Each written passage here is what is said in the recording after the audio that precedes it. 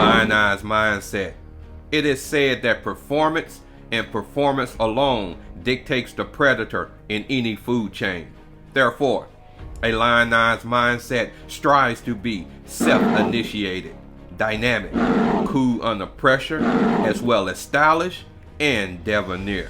So sit back as I roll out the red carpet, detailing and lacing you up through a series of 7 videos explaining 7 mental laws on establishing a foundation on attaining a lionized mindset.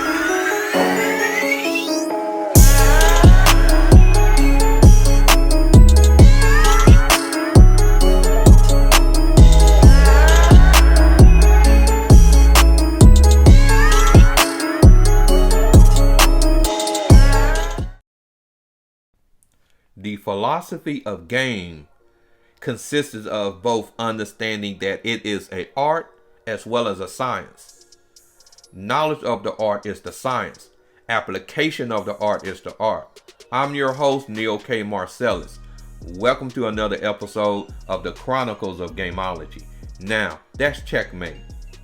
On the strength of that intro, let me start off by introducing this particular episode with a quote that sets the tone on introducing the third law on lionizing your mindset. This quote goes like this: to the extent to which your awareness is limited or expanded is the extent to which your experiences will be divided or lionized. This third law of lionizing your mindset, your cipher, is going to pivot heavily around the concept of awareness and where it sits in reference to it being diffused or expanded. In making heads or tails out of your everyday activities and your surroundings, you use a frame of reference in order to manage this process. Any defect in this cipher, this frame of reference, is a possible source of problems in making sense out of reality. Within the body of knowledge within gameology, it is understood by a practitioner that there are 10 avenues by which they can go about in properly getting a understanding of how reality works. Individuals will reference reality by one of 3 ways, and only one of these ways certifies it as being a cipher or a lionized mindset. I would start with the lesser one. This is referred to as the something about frame of referencing. This particular concept encompasses people who has a superstitious way of looking at life. This something about frame of referencing only see things from the outside. Basically, they have a third party perspective on understanding how things take place upon the chessboard of life. They always see certain things lurking behind corners and within shadows. And so this produces this superstitious frame of referencing.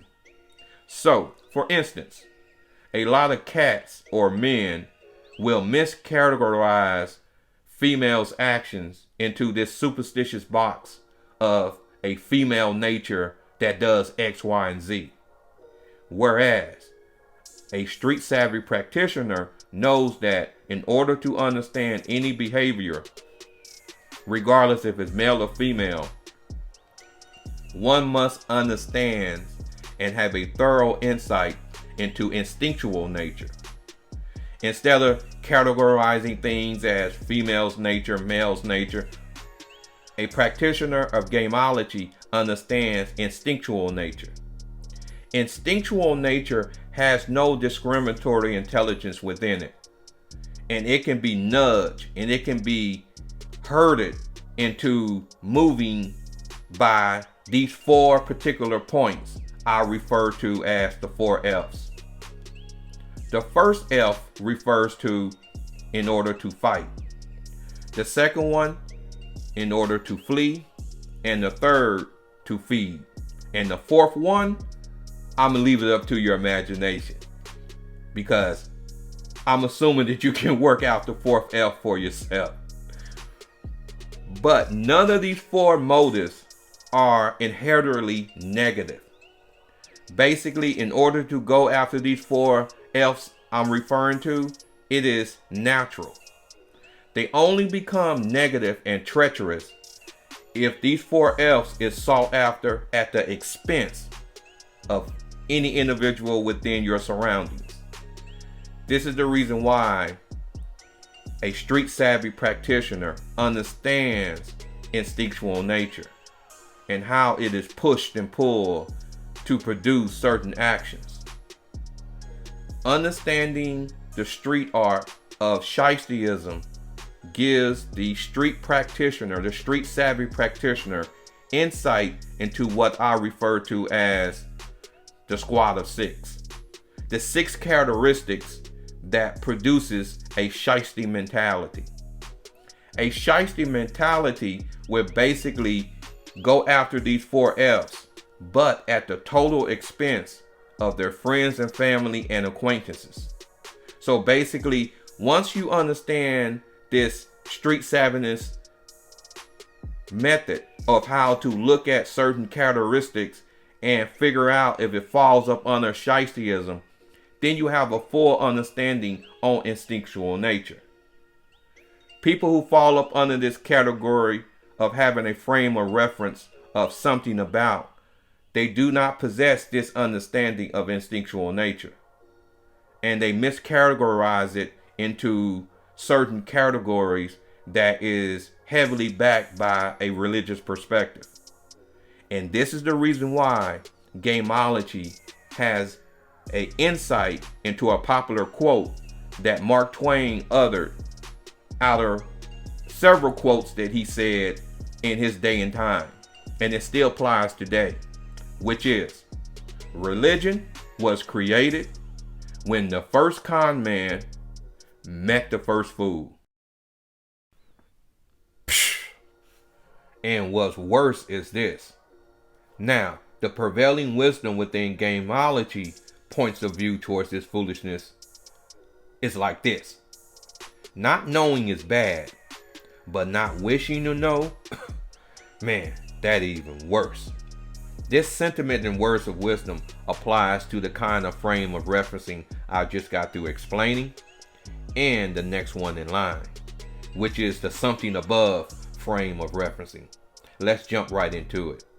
The next frame of referencing is referred to as the something above. Its issue has to do with believing.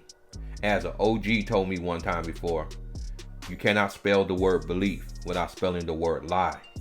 This implies when you bring empirical evidence and knowledge to these type of individuals, they will still cling on to their beliefs.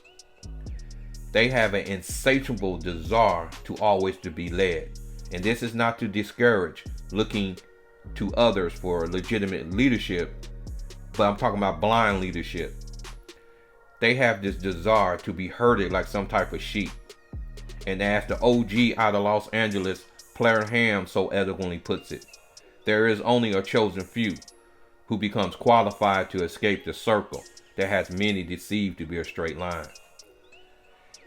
Individuals that fit up under this frame of referencing is easily maneuvered like poison pawns by the okie doke, or you can say propaganda. Propaganda or the okie doke basically has two methods.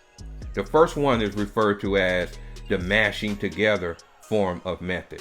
Simply put, it helps form individuals into a more easily managed units, causing them to hold the same opinion about a particular topic. This makes it more easier for them in order to be placed in certain positions. And when need be, their collective energies can be focused towards a particular objective. The second form of okie doke or propaganda is referred to as agitation. Simply put, it incites, provokes, and triggers individuals towards a particular action. The sad thing about a sheep standing in line is that it never turns to other sheep and asks this question: what is at the end of this fucking line? And in all actuality, this is why it is said, it is easier to convince a liar to speak the truth than to ever convince a believer to drop their beliefs. With that being said, let me move on to the final frame of referencing, which truly qualifies as having a cipher. This third and final frame of referencing is referred to as the something within. It speaks to the power that's inside of you.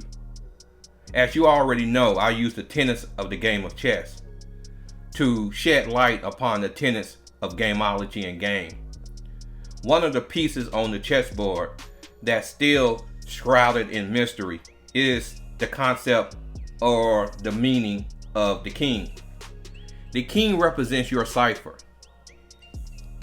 The king means that which is first and that which is chief. The king is the most precious piece upon the chessboard.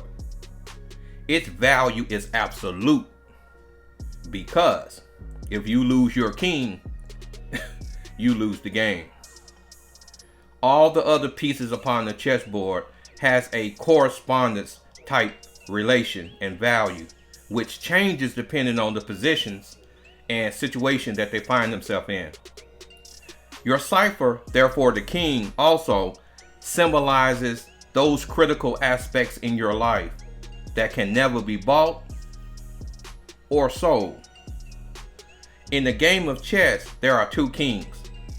Many individuals have it misconstrued that the game of chess has to do with battle and war. This is a very elementary way of looking at the game of chess. The kings within the game of chess, one belongs to you and the other one resides on the opposite end of the chessboard. The king that belongs to you represents your soul. The king that sits to the opposite of you represents the meaning of life. Here's another mystery uncloaked. The meaning of life can never be found. It must first be defined. And the gameologist who possesses a thorough cipher defines this meaning of life for himself. In order to fulfill this meaning, you need to choose between moves. And this requires you having a cipher that is based upon knowledge instead of having a reference, a frame of reference that's based upon superstitions and belief.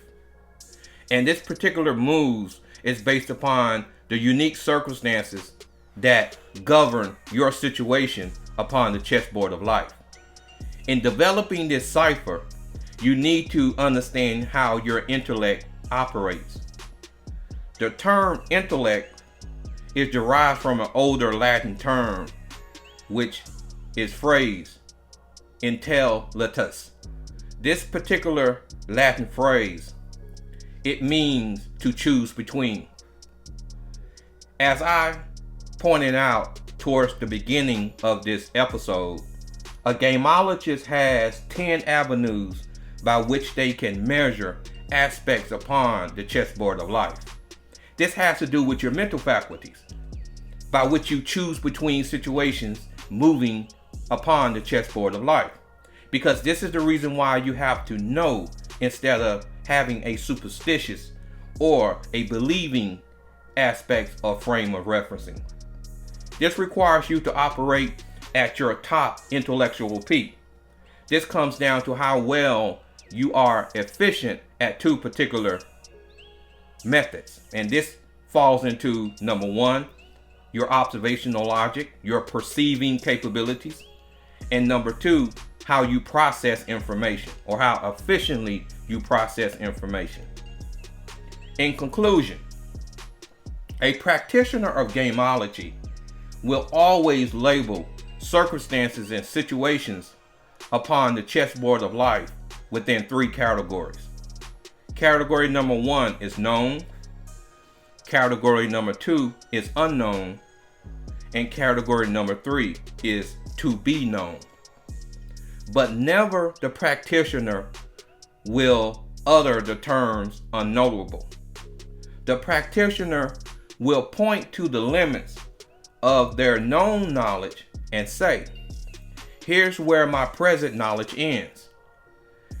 Possessing the true humbleness and understanding that their cup is always open to be filled with knowledge, not superstition and not belief.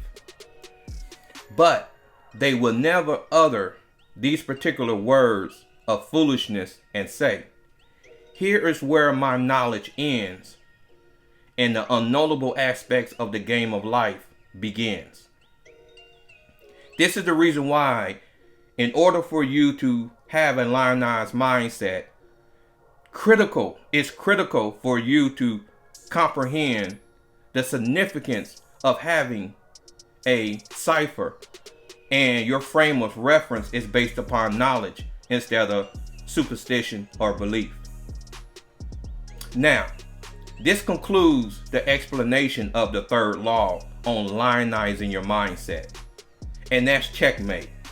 And by the way, I will be doing other shows pertaining to this subject matter, because your cipher, the understanding the knowledge behind this cipher, it has many chapters to it. So be looking forward for other episodes dealing with this topic. But thanks for watching. We'll catch you on the next episode.